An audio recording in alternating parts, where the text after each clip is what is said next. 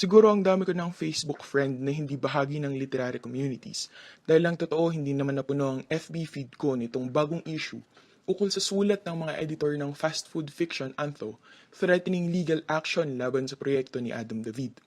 May mga tropa pang ang kinailangang ituro ako sa direksyon ng mga thread at post para makakatch up ako sa nangyayari. Wala naman akong stake dito. Hindi ako contributor at labas sa once in a blue moon na inuman at pakikipagkwentuhan or FB chat tungkol sa craft sa ibang batang manunulat, parang malayo na rin talaga sa mundo ng panitikan ang milyon na ginagalawan ko. May bahagi sa aking ayaw ng makisawsaw sa usapan. Pero may ilang mga bagay na hindi lumilitaw sa nangyayaring mga diskusyon at pakiramdam ko, hindi tama na tumenga lang ako sa tabi kung may kaalaman akong makakatulong sa paglilinaw ng mga bagay-bagay. Kaya siguro, hihilingin kong i-indulge ng mga taong bukas sa diskurso na may prerequisite na goodwill itong mga punto rito. Sa pagkakaintindi ko, may proyekto si Adam na ginamit yung mga akda dun sa fast food fiction para lumikha ng panibagong akda. Ang nakikita kong posisyon dun, kritisismo ito, ehersisyo sa appropriation, nagtutulak at ginagawa tayo nitong aware sa mga boundary ng sining, especially as regards itong panahon ng electronic reproduction. It raises valid questions about art, sa context na ginagalawan natin. Okay yun. Tapos, nakatanggap si Adam ng sulat basically, sinasabing itigil mo yan. Threat of legal action ito ha, hindi sulat na pards, pakitigil naman. So medyo solid at maaaring pagmulan ng kaba para sa mga taong hindi par for the course ang napagtanggap ng mga ganong sulat. Hindi ko alam kung gaano kaanghang ang particular na wording na natanggap ni Adam, pero nung nakatanggap ako ng sulat mula sa Sky Cable dati, threatening legal action kapag hindi ko isinurrender ang cable box nila dahil ipinaputol ko na ang cable subscription, na bad trip din ako. May mga magsasabing OA ang legal action at hindi mahirap mag-agree sa ganitong pananaw. Hindi rin mahirap mahulog dun sa lumalabas na naratibo ngayon, gawa ng mga statement, comment, etc. mula sa mga sumasang-ayon at nagsisympathize kay Adam. May isang panig na nagtulak ng sining at may isang panig na pumipigil dito. Na may mga starving o at least hindi mayaman at makapangyarihang panig ng mga artist laban sa big bad publishing at mga writers na may connect sa establishment. Ganon ang optics ng issue. At gawa na rin ng katahimikan ng side ni Muki at Noel, madaling mahulog sa ganong naratibo. Pero yun nga, kailangan ding maging fair at maging wary sa optics na lumalabas dito. Kailangan kilatisin ang mga nakalatag at hanapin yung mga detalye sa likod ng clutter of what's increasingly appearing to be a PR game. So, ano ba yung fair? Unang hakbang, I guess, is to get the side of Muki et al. So, tinanong ko siya. Sa naratibong lumalabas so far, mayroong mahahalagang detalye mula kay Muki na hindi pa nababanggit or at least hindi pa nagiging evident at makakatulong sa pagpuposisyon ng mga bagay na ito. So, alam na natin yon na may proyekto, di ba? Randomizer ng mga linya mula dun sa Antho. Ang tawag dun sa karapatan na baguhin, i-revise, i-transform ang mga akda, moral rights. At yung moral rights, hawak yun ng authors ng akda.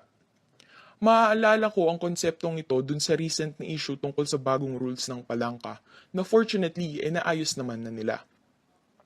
Kung maaalala, umalma ang literary community dahil isa dun sa mga nakasaad sa rules na unang pinopost ng Palangka ang pag-surrender ng moral rights ng akda sa kanila habang nag-submit ka. Bad yun. So, isa dun sa mga ubod ng issue ngayon, basically, nilabag ng proyekto ni Adam, may mali siya man o wala at naniniwala naman akong wala, ang moral rights ng authors. May pasabi o paalam ba siya sa mga may akda? Sa pagkakaintindi ko, ayon din sa kwentuhan sa isa sa mga authors na kasali sa Antho, wala.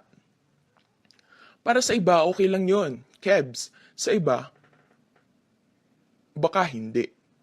In any case, ang karugtong ng tanong, kung nabad trip tayo sa Palangka, may ibang set of standards ba na dapat i-apply kay Adam? May free pass ba dapat ang mga tao na gusto lang isulong ang sining? Kailangan pang pag-isipan yan.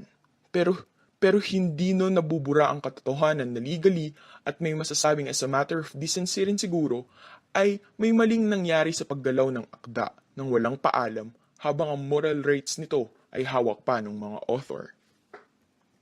Ikalawa pang punto, ika nga ni Mookie, nilagyan ni Adam ng sarili niyang copyright ang ebook, as in Copyright Adam David 2015. Hindi mo naman kailangang maging abogado para sa pagka-copyright na ito. May nire-raise itong mga tanong, kabilang na ang paano yung may mga akdang original na gawa? Shared copyright na ba ang mga linya nila ngayon?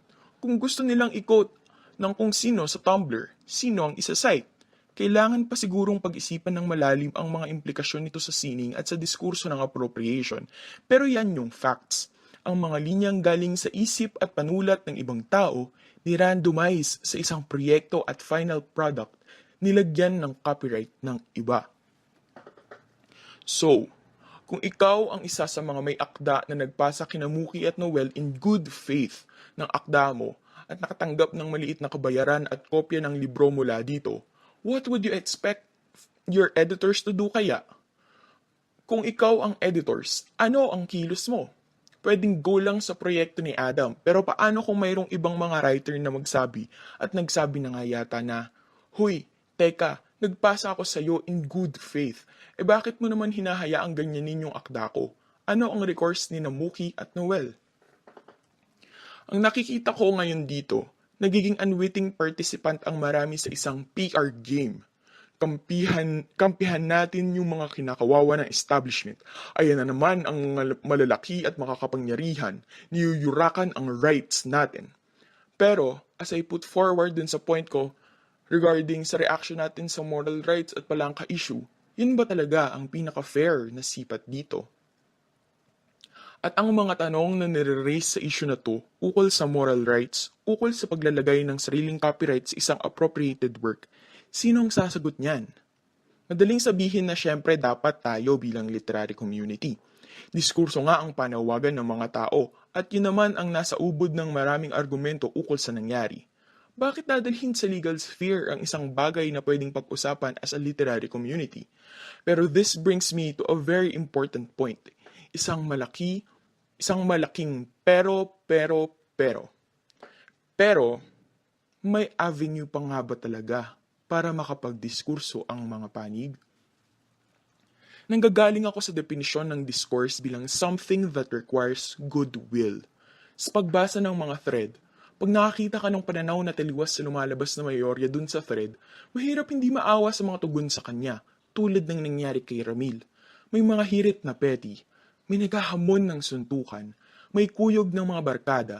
Sa ganitong platform ba talaga mahahanap ang sober, level-headed, fair discourse? Nahihirapan akong maniwala dun.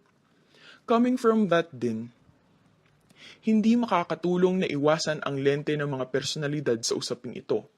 Sabi na nga ng isa ko pang nakakwentuhan, away ito ng celebrity literary couples. Ayokong isiping ganun na lang. Pero, dahil nga sa kukulungan ng sober, level-headed, fair discourse, kasali sa question yun. Hindi pwedeng tanggalin sa usapan ng histories ni Adam, Chengbi, Highchair versus Mookie, Sarge, at kung sino man ang nakasama nila bilang binansagan ng may basbas ng literary establishment. Oo, aware akong para sa marami, kabilang ako sa latter. Kailangan maging aware na fluid at amorphous ang usapin ng motivations dito on both sides. At kailangan ilipat din ang lenteng yon sa maaaring implikasyon ng proyekto at ng proseso sa likod nito. Case in point, ang daling isipin na nag-uugat ang lahat ng tensyon, conflict, misunderstanding, distrust mula sa kakulangan ng disenteng ugnayan. Madali sana kung may email si Adam na